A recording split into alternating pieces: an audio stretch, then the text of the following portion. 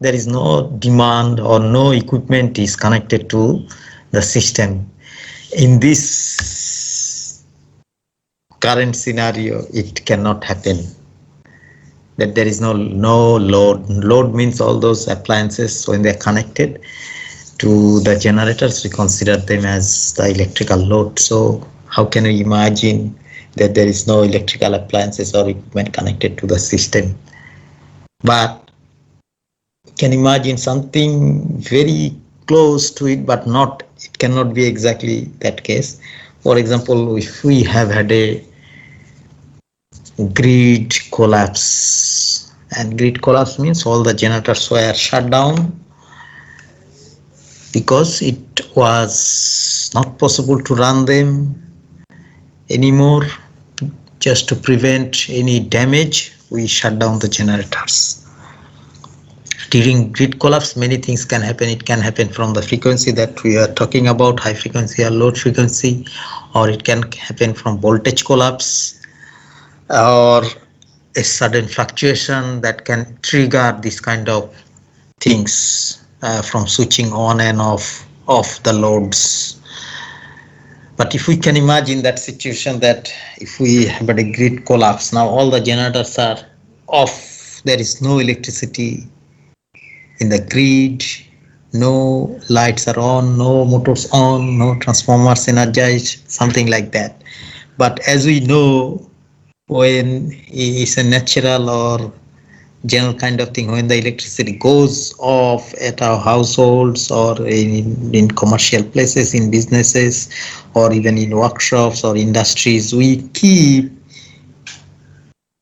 or we have some sort of indicators. Like in India, we have had that indicators. If we don't want to keep any switch on for lights, for some of us, we keep one or two lights switch on, so with that we know when the electricity is coming back. It's because you don't know, because it's not normal or scheduled load shedding. In scheduled load shedding, you know that it's going to go off at 10 o'clock, it's coming back at 12. So you may not keep any switch on to see the light is on now, so it is, the power is restored. But when grids collapse, then we don't know how, when it is coming. It may come after tomorrow or after 2-3 days, and the time is unknown. It won't be like 12:00, or it can be any time. So in those cases, what happens, as the generator starts, as we synchronize the generator to the grid, there is a process of connecting the generator to the grid. It's called synchronization, meaning a generator was shut down, meaning the rotor of the generator was at 0 speed. The generator was not having any voltage at the terminal. The reason is that it was not excited. So two processes has to be done, and behind that two processes there are a lot of things that happen actually. And first is the speeding up of the generator to the rated speed, meaning it was at 0 speed, but actually we don't put the rotor at 0 speed. There is another reason for that. I can discuss that on another day. We used to rotate it at a very low RPM. So if the generator is rated at 3000 RPM corresponding to 50 Hz, we will rotate it at 50 RPM or 20 RPM or 30 RPM depending on the manufacturer's recommendation. We will discuss that part later on. It has some other aspects, not electrical but mechanical. So if it was at 0 speed, then we allow the turbine to start speeding up. So for hydroelectric power plant, you will allow very little amount of water, so that the turbine starts spinning and enter the amount of water that will ensure that the turbine is going to run at rated RPM. For thermal power plants, steam is used for steam turbine, so you allow the steam to enter into the turbine so that it rotates at 3000 RPM corresponding to 2-pole generator and 50 Hz. So we follow the same procedure to run the generator to the rated speed. Once the generator has rated speed, we have speed meter, we can see, and the speed of the generator. We also can see the frequency of the generator itself and frequency of the grid, because the generator is not connected to the grid. So after the generator has reached the rated speed, we start exciting, meaning the excitation is now on. Exciter is connected to a system, which is another big thing. We can have different types of excitation system. No matter what type of excitation systems are there in place, we apply the DC voltage at the end to the rotor windings to generate those or produce those north pole and south pole, two poles. So if this thermal power plant, two pole machine, so it will have north pole and south pole. Those north pole and south poles are generated by the DC that we inject into the field windings of the rotor. But if it's a water turbine connected to a generator, it will have more number of poles, maybe 4 poles or 6 poles or 8 poles. So we'll have 4 poles machine, then 2N poles and 2S poles. So that is again generated by the DC. And why we have that, we can discuss that one on another day. You can ask me question or remind me as well. So when we start exciting, we will start seeing the voltage across the generator terminals increasing. As it starts increasing, we'll have to keep watching, and we have to make sure that it reaches the rated voltage, meaning if the generator is rated at 11.5 kV, we stop at 11.5 kV. So what we now need to do, the next step is to match the voltage of the generator to the voltage of the grid, and also at the same time we make sure that the frequency of the generator is exactly the frequency of the grid. So when these things are matched, we have something called a switch, but we don't call it a switch. The name is circuit breaker. So it's a generator circuit breaker that we put on. When we put that circuit breaker on, we make sure that there are various conditions. These are the two that I just mentioned here, but there are others as well. We can discuss that on another day. So we synchronize, meaning we switch on the generator breaker. That process, or the whole process, is called synchronization, and it needs to be very accurate, because if we don't do it accurately, then power will possibly flow from the grid to the generator, meaning active power and reactive power. So if we don't do it properly, then there might be some chance that the generator gets damaged or something undesired can happen, like power flow to the generator can happen, which we don't want. We want the generators to supply power to the grid, to the loads, not from the grid to the generator that we are connecting to the grid. So when the synchronization is done, some loads will always be connected to that. We can imagine another simple situation, like I have a generator at home. Small generators, many people have small generators, many commercial places have their small generators in place because of load shedding. So when there is load shedding, they used to run their generator, so the power is off. So what they do the same thing. They either switch off all the loads, meaning all the switches are off now, they put it manually off, and then they start the generator. Once they start the generator, actually that is the condition when there is no load. So we have the generator that is running at rated speed and at rated voltage. Now once we have the generator running on, it's having its own rated voltage, we can put one light on to connect a load. So one load is connected, so it will start drawing power or energy from the generator, or the generator will supply electrical energy to that particular light bulb or any other load that we might connect. And then we connect the next one. That's how it builds up to this many thousands of gigawatts in the end. But to have a scenario that there is no load, then there will be a problem. But we can imagine another scenario that I have a generator and the generator breaker is connected or it's on, and then from the bus bar I have connected a number of loads to it, which all the switches are on to the loads. They are drawing electrical energy from the generator, and the generator is supplying, everything is fine. And we can imagine a situation that something wrong happened in the generator breaker and it got off. It can happen, and because the generator breaker is now switched off by mistake or whatever, a person can also make a mistake like that. It can also happen from the system that something went wrong, because when the switch is on, something is latching the switch into that particular condition, and that latch might defunct, that might not work properly at some moment, or some for some reason, then the switch can get into the position of open. So then there will be no load to the generator, and once the generator is in no load condition, what will happen, as just before the moment the switch got off, there was a lot of load connected to the generator, meaning the generator was supplying some excess energy or energy on top of the time when the generator was just synchronized, meaning it did not have any load. When we increase the power supply of the load, active power or reactive power, what we do, we input more mechanical power and we supply more electrical current to the rotor windings. Two things that we do at the same time.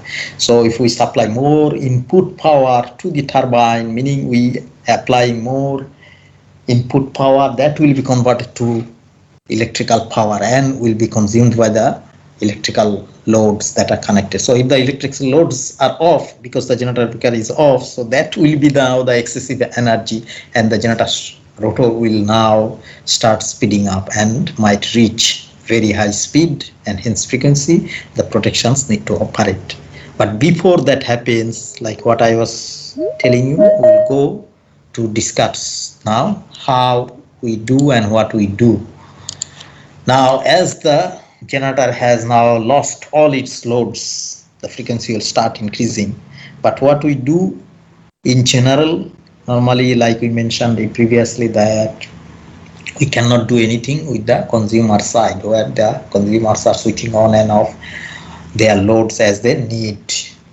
So during that time, what will happen? The frequency will always change around 50 hertz, and for us power systems engineer or power plant operators or engineers, they need to do what? They need to make sure that the frequency is very close to 50 hertz. It won't be 50.00 at all in an ideal condition. You may reach 50.00 for a fraction of a second, but after that it will go either below 50.00 or above 50.00. So what we do, we need to do it via control to maintain the speed of the generator or the frequency at the rated value, but we cannot do it manually. In that case, we'll always be either increasing the input power to the turbine generator or decreasing the input power to the turbine generator.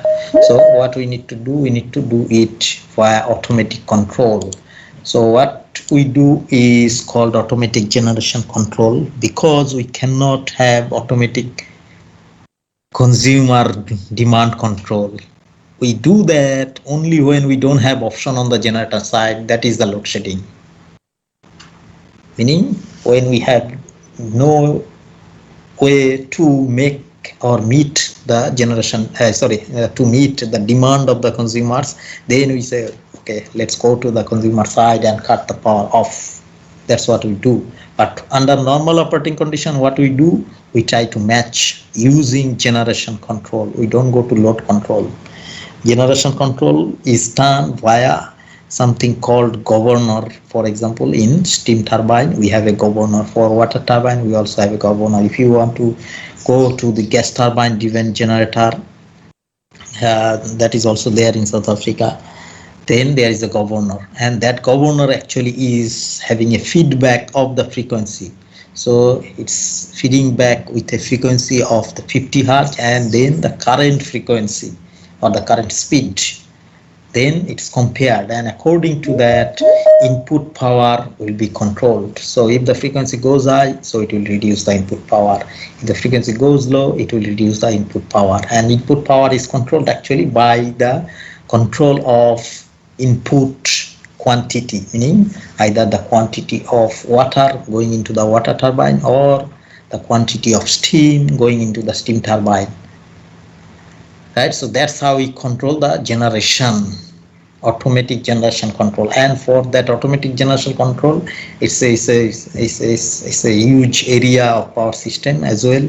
Many people research, there are different types of controls are applied in those things such that we meet the demand within the shortest possible time without overshooting. Because if you remember, it's the control that we are talking about, it's something similar or exactly similar to the control system that you study. So when you do study the control system, you see that when you apply an input, step input, and then what happens, there is a reference line that is expected to reach. What we find immediately we apply that step input, then there will be some overshoot, and then it starts oscillating. It has some undershoots, overshoots, undershoots, overshoots, and then after some time it settles to the exact value that is demanded.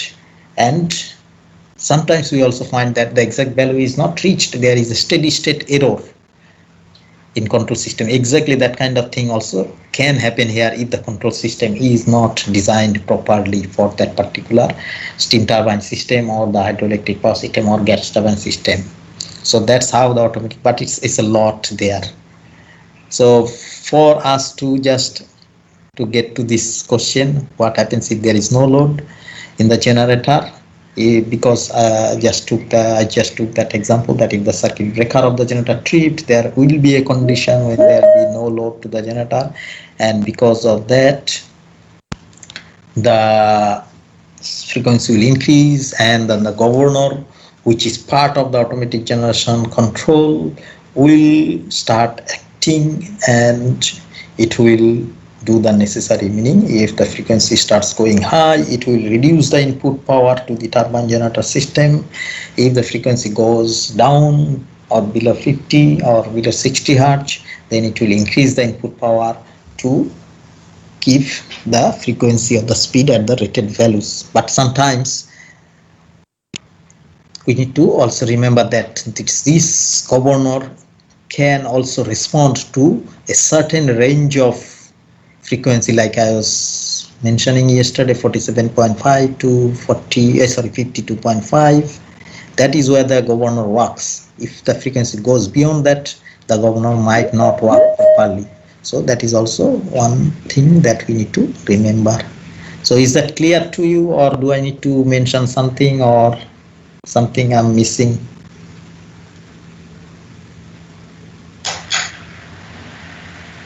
No, it's clear, sir. Thank you. Is there any other question in this regard?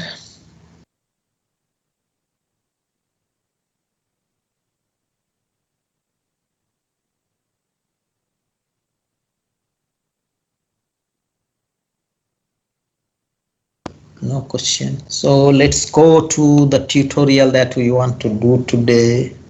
Oh, okay. I want to mention that I sent you an email maybe a few minutes ago, half an hour ago or so, 10 o'clock, I can't remember.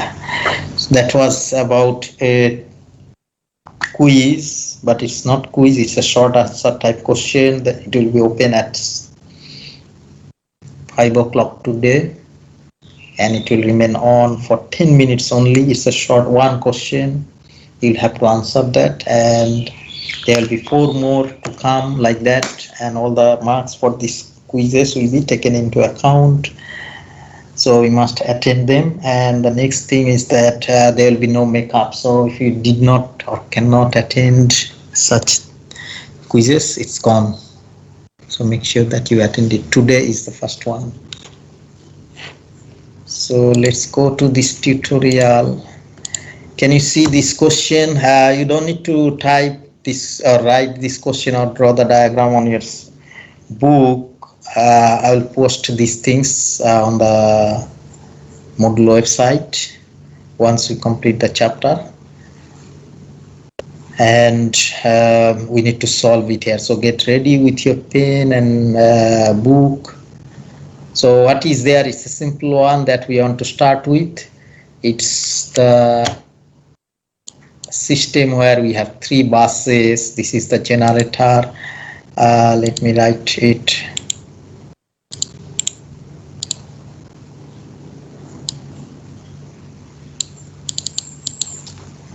There is a generator connected to it where we have three buses, bus 1 and bus 2 and bus 3. And what is given there, that the impedance between 1 and 2 is J 0.5, 1 and 2 J 0.5, and 2, 3 is J 0.25. There is no interconnection between 1 and 3 directly, so that's why we have two impedances, Z12 and Z23. So what we need to find out, we need to find out the admittance matrix for this system. So admittance matrix for this system will be Y bus. So if we want to determine that Y bus,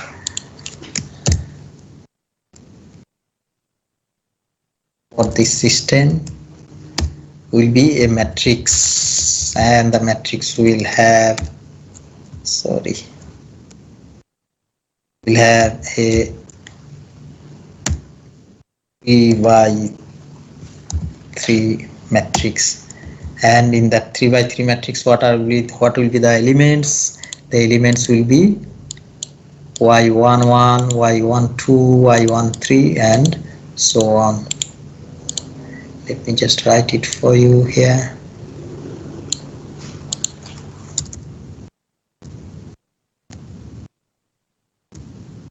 So you'll have to calculate all these values.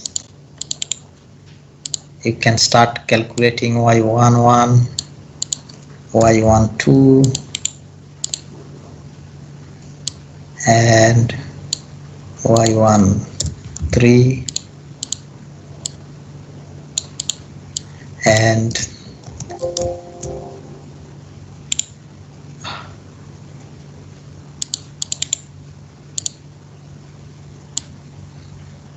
the next row will be 2, 1, 2, 2, 3, and the last row will be 3, 1,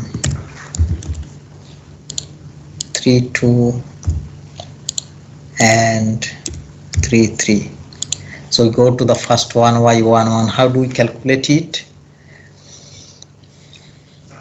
We calculate it from what we know. So first of all, before we can go to this capital YY, if you remember, I was telling you that the capital Y and small y, they are different. So Z is given there. From this Z, we can calculate the small y. So small y is 1 over Z, and you can say that, let me write it down here.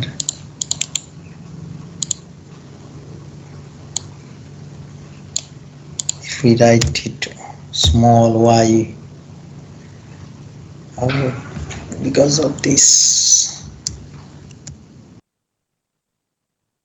1, 2 is equal to 1 over Z 1, 2.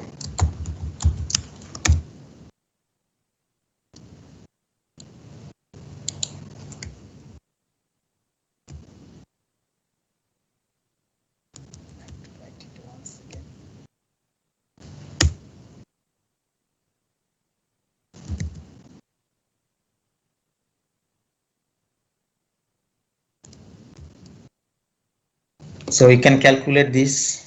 Similarly, you can calculate y1, y23. Calculate these values and tell me.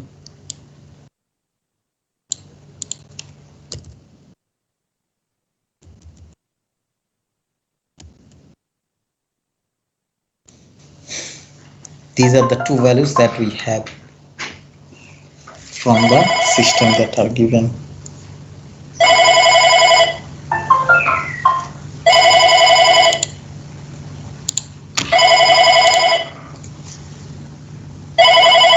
Hello.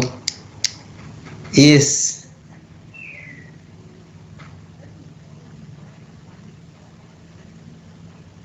Yeah, I'll give something.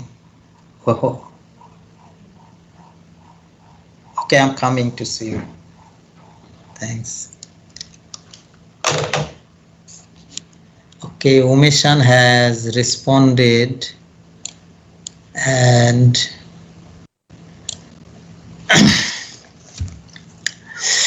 can you check is everyone getting the same value?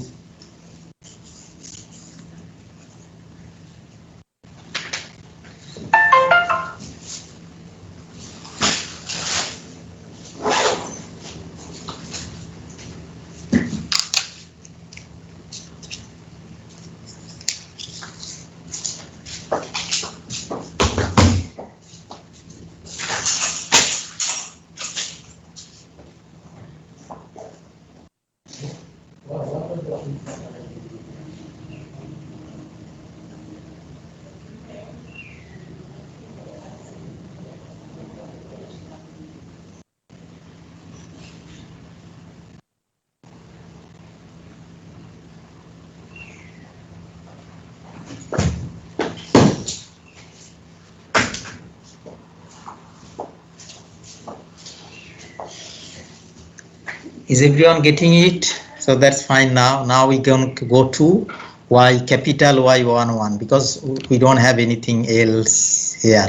We considered all we were given with in terms of Z to get the values of lowercase y, the admittances between the two buses 1, 2 and 2, 3. So we can come to this Y11. Y11 means what? If we remember, Y11 means all the admittances that are connected to the bus 1. So what are the admittances connected to bus 1 here? What are the admittances that are connected to bus 1 here? What are the y's, small y's that are having 1 in them in terms of the number?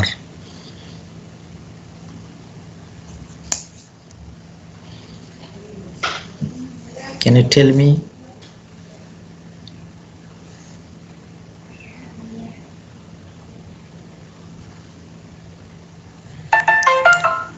It's only y1, 2. There is no 1, 3 here. It's only 1, 2. There is no 1, 3 here. This is 2, 3.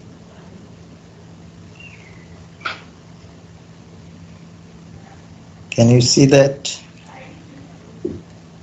Sakari wrote y1213. No, there is no y1213 multiplied. It looks like multiplied. It's y12 only. So for it will be only y12, nothing else.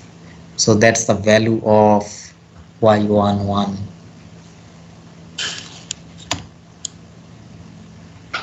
And that value will be minus 2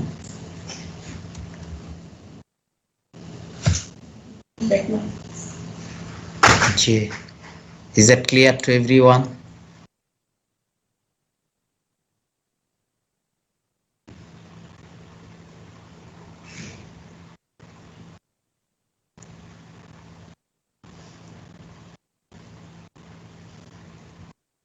Please let me know if you get it.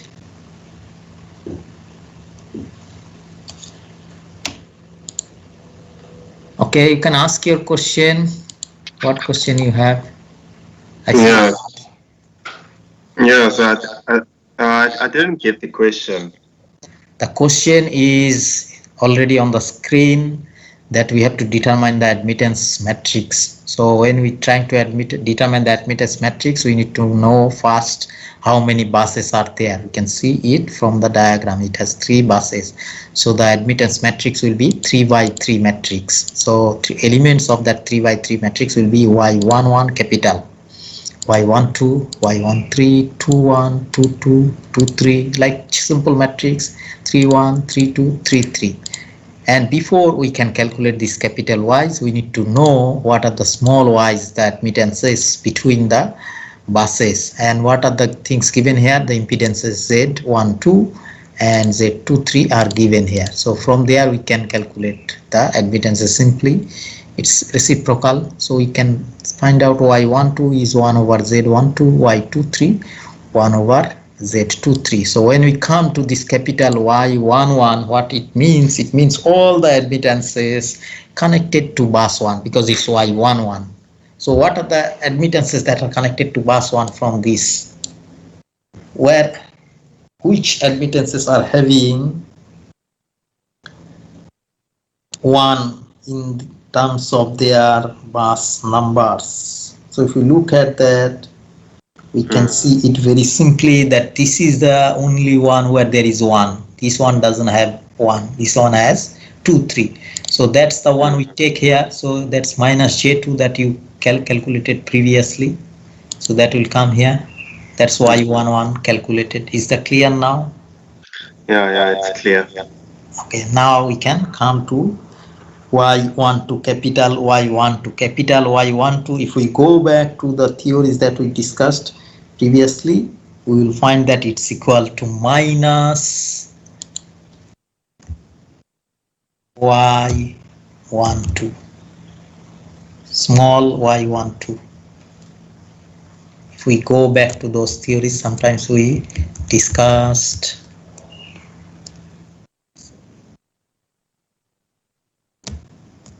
it's equal to minus Y12, which means how much it will be? It will be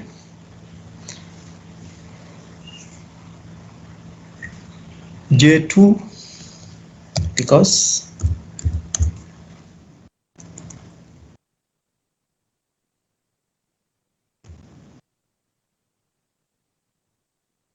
that's minus J2.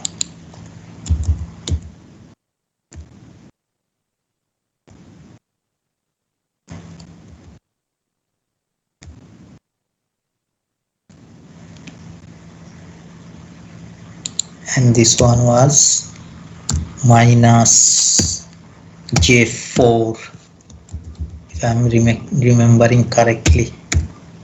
Sorry. So Y12 is J2.0.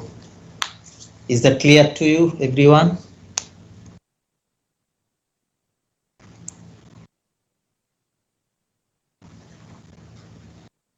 Hello, let me know. Yes, sir. That's good. Now we can come to Y13. Y13 is all the admittances that are in between 1 and 3. What is happening between 1 and 3? There is no connection, right? There is no connection. No connection means what will happen? The value is equal to 0. Yik. If there is no interconnection between the buses, the Yik will be equal to 0. So we put it equal to 0. Right, so we got 3 values for the first row of the matrix, Y11, Y12, Y13. So now we can go to Y21. Y21 and Y12, they will be the same because it's a symmetric matrix. If we remember, is this 3 by 3 or n by n matrix is always a symmetric matrix. That makes our calculation easier. That's what we were trying to explain in the theories. Now, how it makes it easier, we can see it now. We don't have to calculate Y21. It will be the same thing like Y12. So we can simply write it J2. Is that clear? It's a symmetric matrix.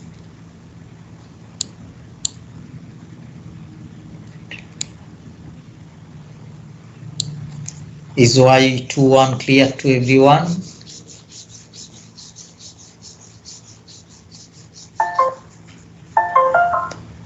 Yeah, Singawe, you can say what you want to say.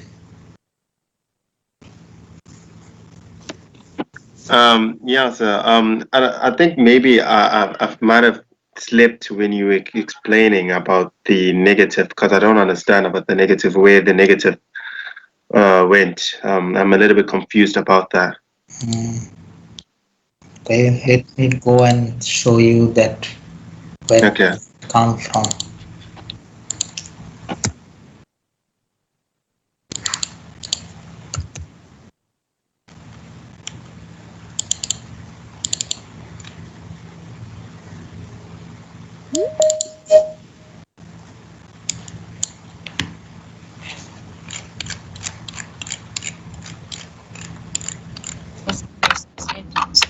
I took this 4-bus example, and from there I developed this equivalent circuit and then wrote this current equation for 4 buses or 4 nodes corresponding to 1, 2, 3, and 4.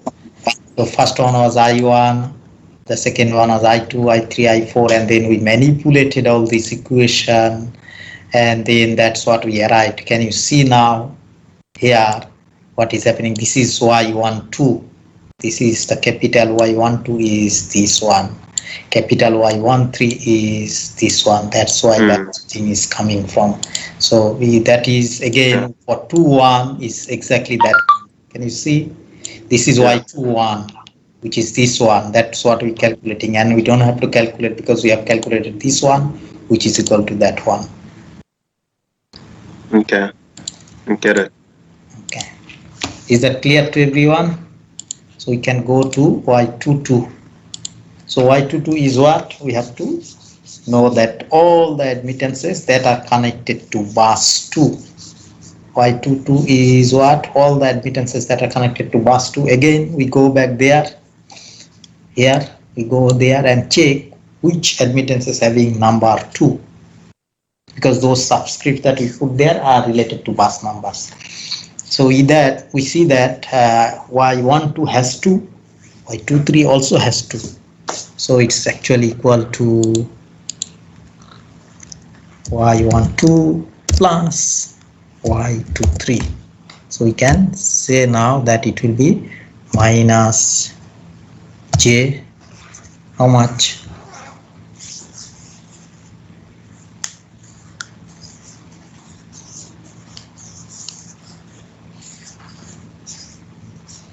You can tell me. You don't need calculator for this. J6. So that's the one. Thank you very much. So we got the Y23. Now we can come to Y. Sorry, we got 2, we can come to Y23. 23, what is happening here? 23 is there, so it will be negative of that value. So minus Y23, and that will be now is equal to J4. So we got the second row of the matrix. Is that clear to everyone?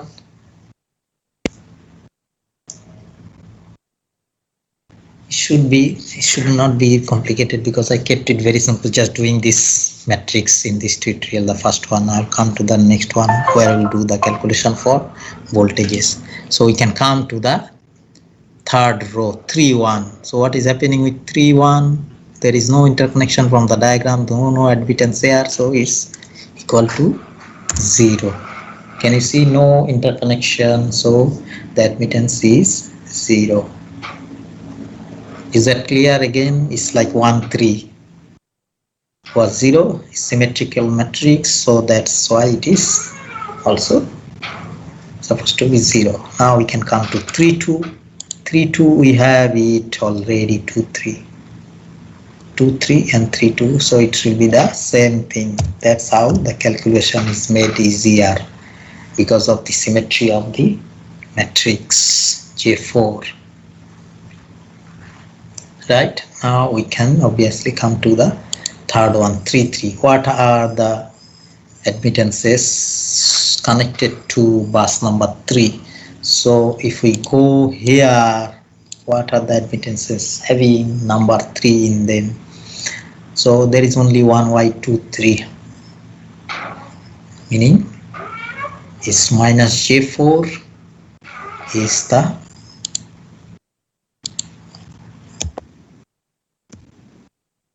answer. Is that clear to everyone?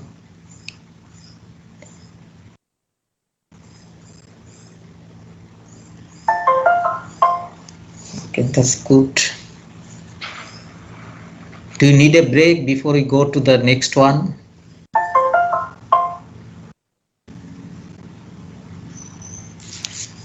It's 45 minutes gone. So if you need a break, let me know. So you can have it 10 minutes or 5 minutes or... Yes, let's take a break. Okay, so 10 minutes. Yes. Okay, so we'll come back at 25, 11:25. Thank you.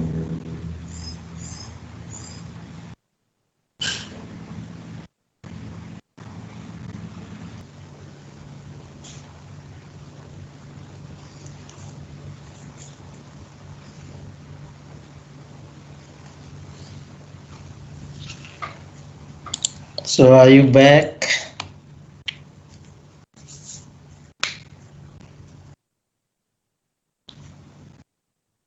Okay, that's good. For the answer that you will have to write on the Moodle, you write and submit there. For the quiz, you write on Moodle and submit there. There is no need to scan and things like that. But if you have any problem during that time, I will be online, so you can let me know. Thank you very much. So we're coming to this next one now. The number 2, it has a bus system which has 4 buses that you can see. Buses are labeled bus 1, bus 2, bus 3 and bus 4.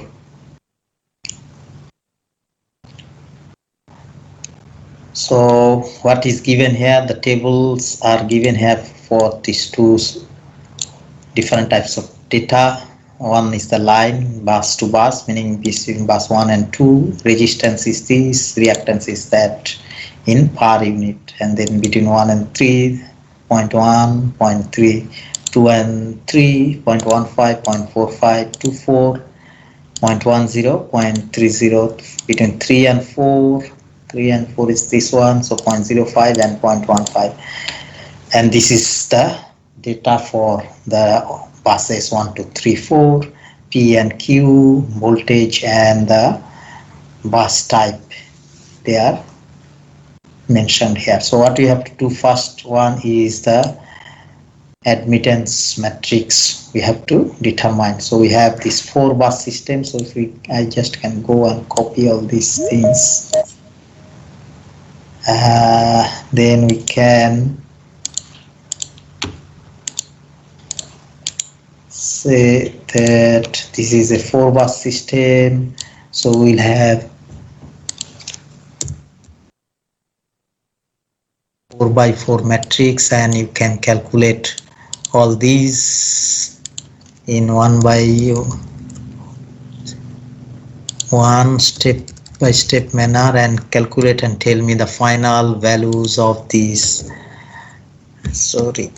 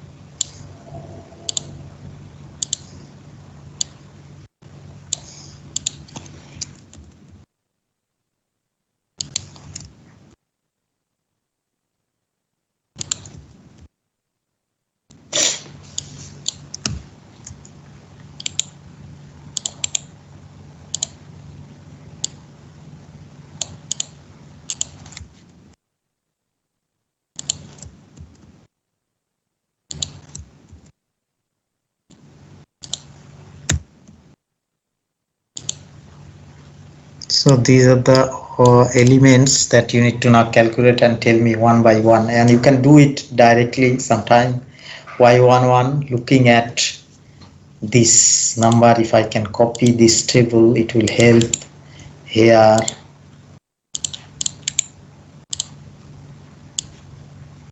So Z12 will be R plus JX, Z13 will be this 0.1 plus J.3, Z23 will be 0.15 plus J 0.45, Z24 will be 0.10 plus J.30, Z34 will be 0.05 plus J.15. So if you look at this Y11, what are the admittances here that has connection to bus 1? These two, 1 2 and 1 3. So we can write it here straight away that it will be Y12 plus Y13, and we know that Y12 and Y13 we can calculate from the reciprocal. So 1 over the first one, let me remove them. Sorry.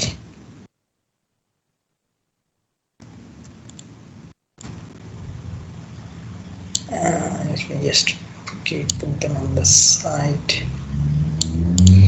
So Y12 and Y13 we can calculate it straight away here. 1 over 0.05 plus J 0.15, and then this whole thing will be added.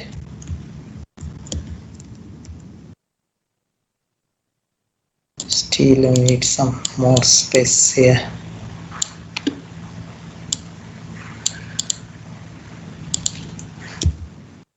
Plus same thing for 1 3. So let me just copy and paste this, it will make it easy.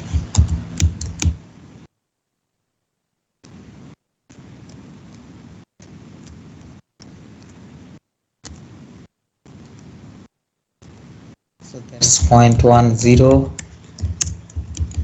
and 0.30. So you can tell me the final value of that one.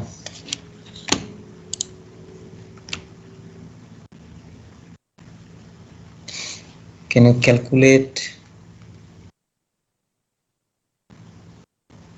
Y11?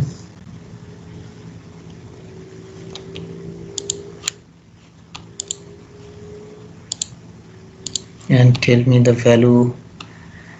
3 minus J9, that's what you are saying. Everyone should get the same value, 3 minus J9. So that's that one, and then we can come to calculate Y12. Y12 is only between 1 and 2, and that will be minus Y12, small y12. So it's minus 1 over 0.05 plus J 0.15. Check it if I am right or not.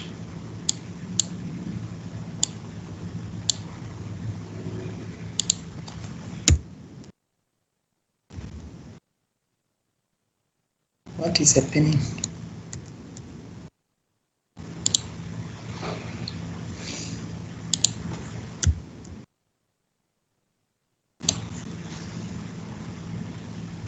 So what's the value of Y12? Are you getting it correct?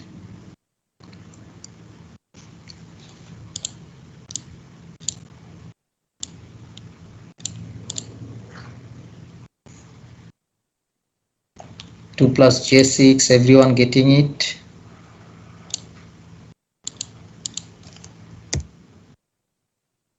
Minus 2 plus J6 is everyone, I need to confirm from One or two more of you.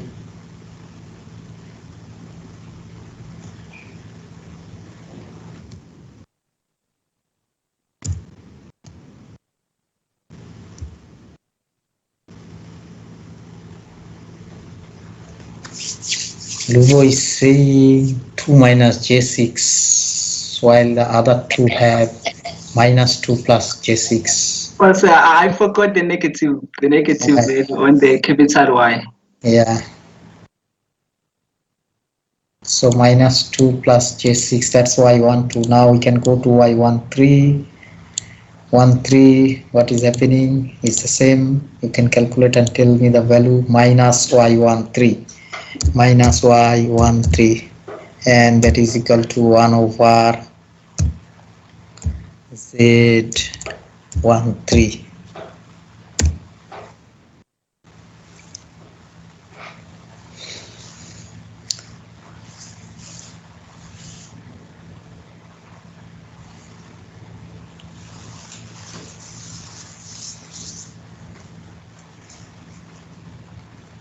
Quick, it should not take much time because we have minus 1 plus J3, minus 1 plus J3. We need to verify if that is correct. Someone else, minus 1 plus J3, Sahil and Zakari. So I assume that is correct. If that is done, we can go to 1 4. 1 4 is what is happening. Looking at these line connections, interconnections, there is nothing, right? So it should be equal to 0. So Y14 is done. So if we are done, then we can go to 2 1. 2 1 is already done, which is equal to 1 2. Can you see that 2 1 is done? So it will be minus 2 plus J6. 2 1 is done, is from Y12. Is that clear to everyone?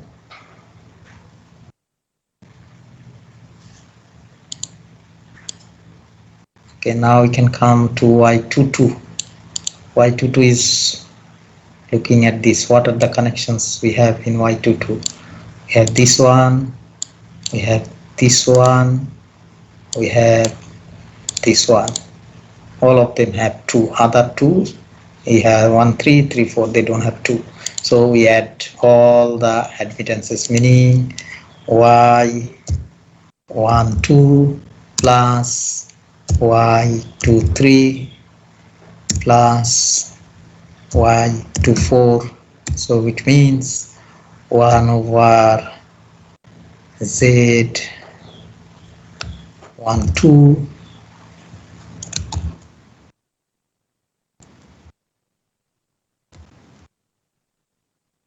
plus 1 over Z23 plus 1 over Z24. So you calculate and tell me is 2 2. So all the admittance is connected to bus number 2.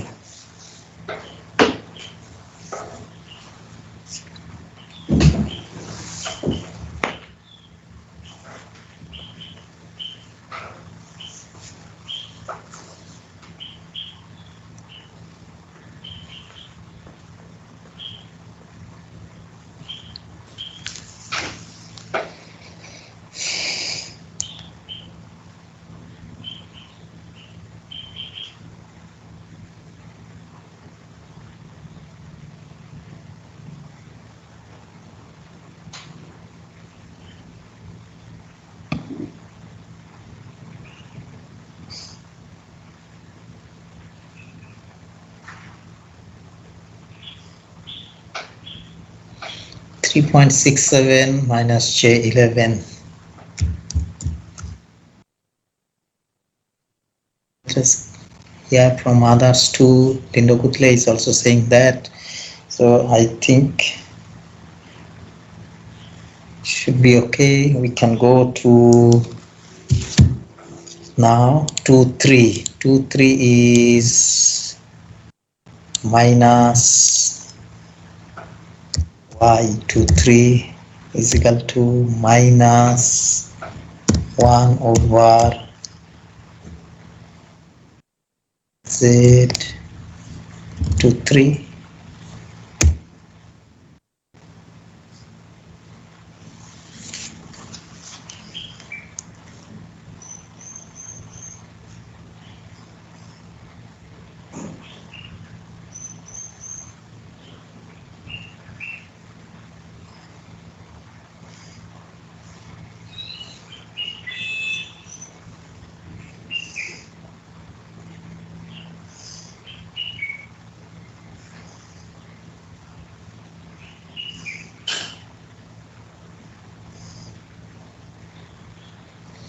So it's saying minus 0.67 plus J2,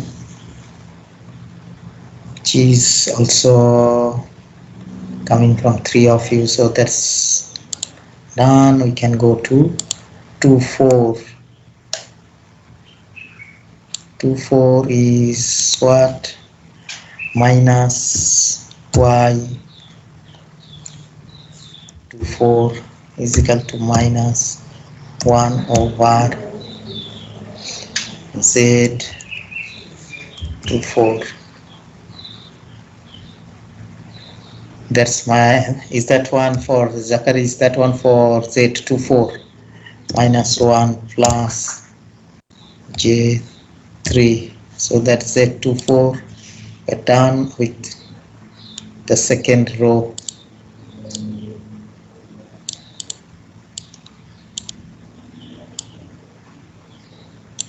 So we can go to the third row.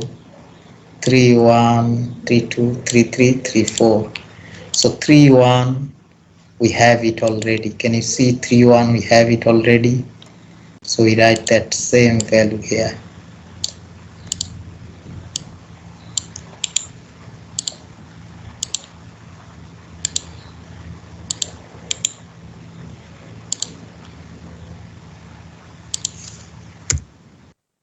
Three one we have it. Now if we look at 3 2, 3 2 we have it is we have 2 3. So that's 3 2.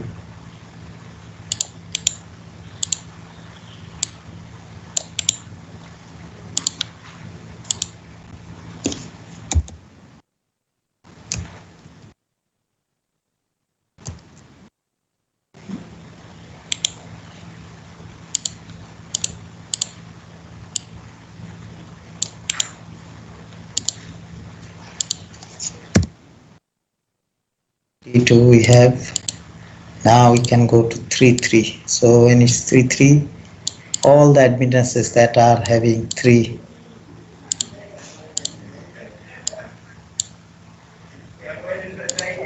so which are the ones that has 3? This one, and that one.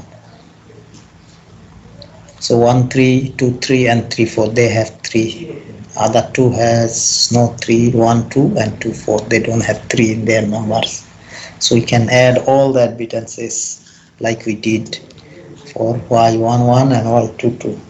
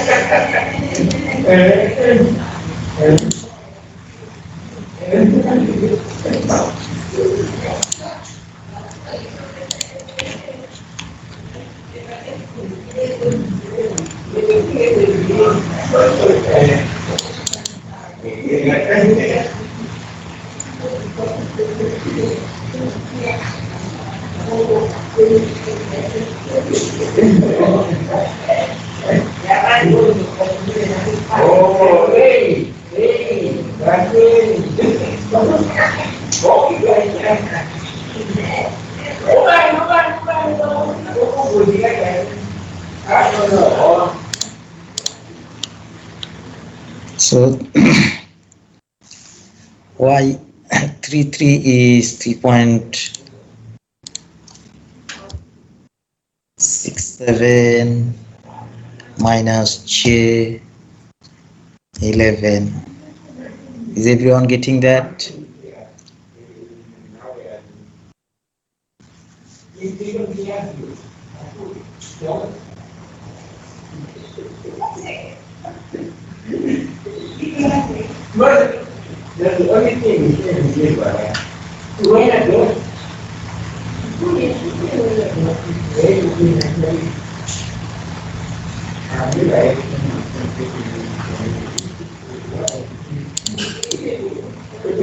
Please let me know.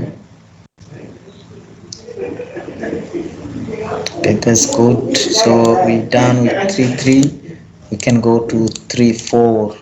3.4 is simple, is minus y34, which is equal to minus 1 over z34.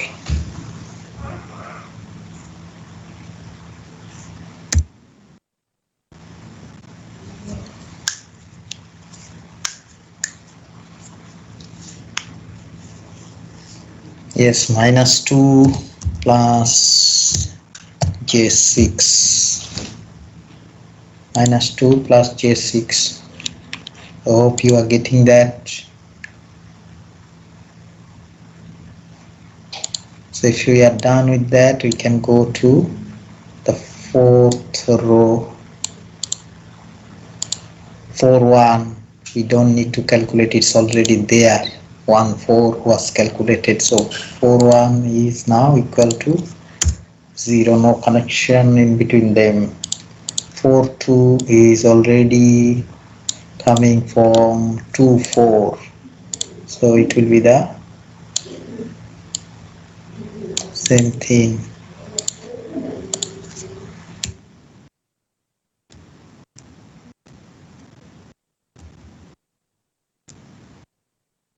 Two four four two. Then 4.3 is also supposed to be there. 3.4, so it's coming from there. Thank you. So that one we can put it there. So 4.3 is done. Now 4.4 is supposed to be now calculated. All the admittances that are there in between, that are connected to bus number 4. And if you look at that, this is the first one, and this is the second one.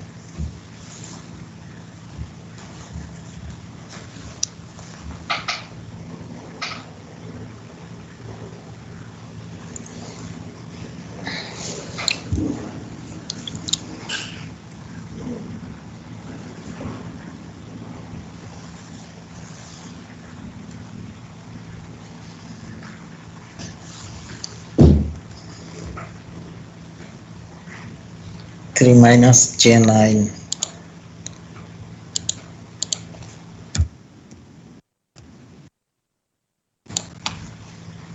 So that's should be, yeah, you getting that 3 minus j9. So we calculate the admittance bus matrix. So the first part is done.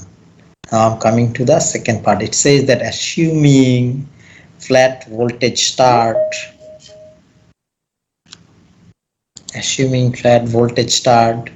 find the voltages and bus angle at 3 buses at the end of first Gauss-Seidel iteration.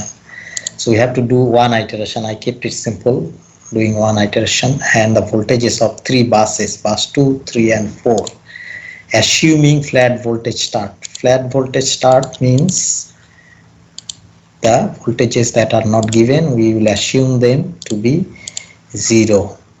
Degree at an angle 0 degree for 1 per unit. So flat, for section B, flat voltage start it means voltages are said to be 1.0 per unit at an angle of 0 degree. So V2, V3, V4, we don't know them. So for V2, V3, V4, and V1 is slack bus, so its voltage is also set to 1.0 per unit at an angle 0 degree. Is that clear? So that's the flat voltage start. And when we do so, we need to set these voltages to be flat, meaning you don't see any change. All of them are 1 per unit at angle 0 degrees. So that's why the curve, if you draw a line, it will be flat. So we can now go to the next portion, which is calculating the voltages. For that, we need to use that equation from Gauss-Seidel. This is the equation that we need. So we can copy and paste it there. That's the equation that we need to use for V2, V3 and V4. So how do we write it? If we go to this equation, I will be equal to 2. So it will be V2 is equal to 1 over Y22 P2 minus JQ2 over V2 conjugate minus, now you expand this Y,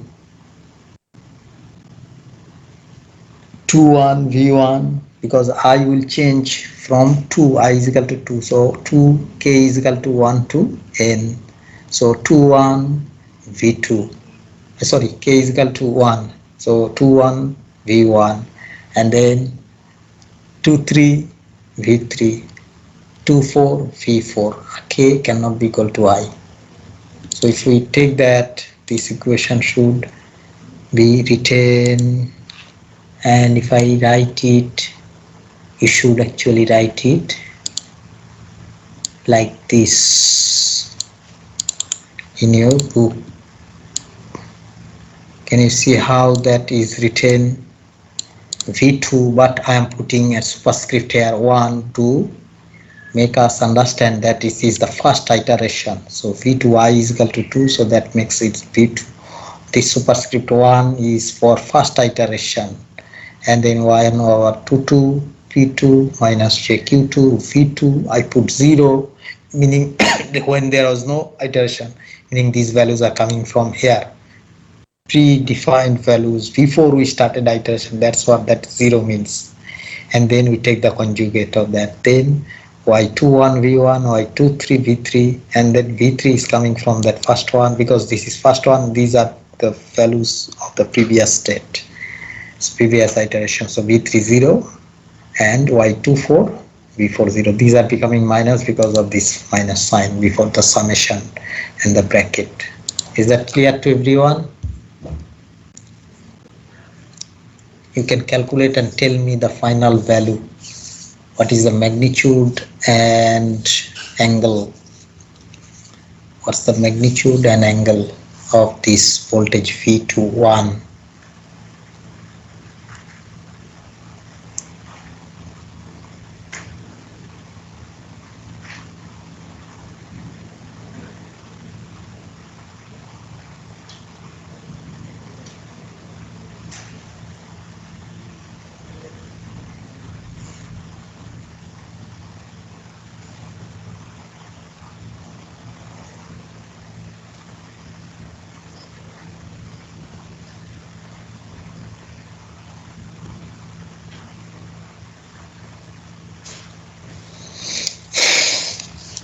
This is the Gauss-Seidel iteration equation for calculating the voltage is generalized. Is represented in terms of I. So I will be the number of the bus that we will consider. So Vi is equal to 1 over Yii, Pi minus Jqi over Vi conjugate, and then sum of all those products of Yik and Vk.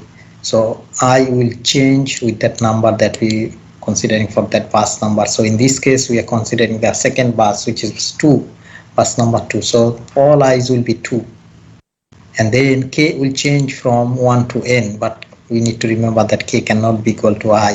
So when we come to this first one, V2, and then we put 1 as a superscript to make sure that we know that this is the first iteration of this voltage V2 calculation. And then we up to this we don't have any problem. Y22, P2, JQ2, V2, and 0 is the indication that we are using the voltage of bus 2 V2 when there was no iteration done. So that's why that 0 is there. Next time it will be V2 1, next time it will be V2 2, and so on. So we come and expand this. I is 2, so K is 1, so 2 1, and K is 1, so Y2 V1, and this negative sign is actually causing this negative sign here. Then next one will be I is equal to 2, K is equal to 2, but K cannot be equal to I, so that's why that 2 is not there. So we can go to K is equal to 3, so Y2 3 and K is equal to 3 makes it V3. Again that V3 is 0 coming from that one. Then again come to K is equal to 4, so V4 and Y2 4 are multiplied, V4 again is coming from there. So is that clear now?